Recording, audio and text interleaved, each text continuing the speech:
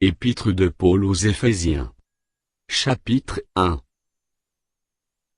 Paul, apôtre de Jésus-Christ, par la volonté de Dieu, aux saints qui sont à Éphèse, et aux fidèles en Jésus-Christ.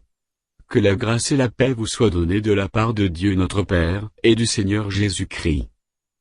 Béni soit Dieu, le Père de notre Seigneur Jésus-Christ, qui nous a bénis de toutes sortes de bénédictions spirituelles dans les lieux célestes en Christ. En lui Dieu nous a élus, avant la fondation du monde, pour que nous soyons saints, et irrépréhensibles devant lui, nous ayant prédestinés dans son amour à être ses enfants d'adoption par Jésus-Christ, selon le bon plaisir de sa volonté, à la louange de la gloire de sa grâce, qu'il nous a accordée en son bien-aimé.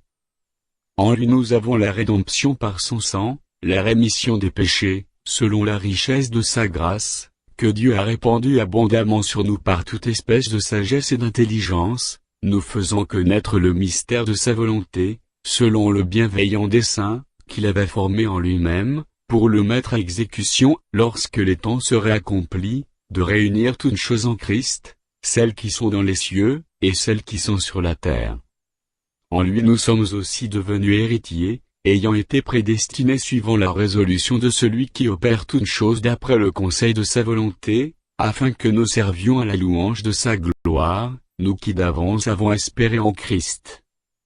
En lui vous aussi, après avoir entendu la parole de la vérité, l'évangile de votre salut, en lui vous avez cru et vous avez été scellés du Saint-Esprit, qui avait été promis, lequel est un gage de notre héritage, pour la rédemption de ce que Dieu s'est acquis, à la louange de sa gloire. C'est pourquoi moi aussi, ayant entendu parler de votre foi au Seigneur Jésus, et de votre charité pour tous les saints, je ne cesse de rendre grâce pour vous, faisant mention de vous dans mes prières, afin que le Dieu de notre Seigneur Jésus-Christ, le Père de gloire, vous donne un esprit de sagesse et de révélation, dans sa connaissance, et qu'il illumine les yeux de votre cœur, pour que vous sachiez quelle est l'espérance qui s'attache à son appel, quelle est la richesse de la gloire de son héritage qu'il réserve aux saints, et quelle est envers nous qui croyons l'infinie grandeur de sa puissance, se manifestant avec efficacité, par la vertu de sa force. Il l'a déployé en Christ, en le ressuscitant des morts, et en le faisant asseoir à sa droite dans les lieux célestes, au-dessus de toute domination, de toute autorité, de toute puissance, de toute dignité, et de tout nom qui se peut nommer, non seulement dans le siècle présent, mais encore dans le siècle à venir.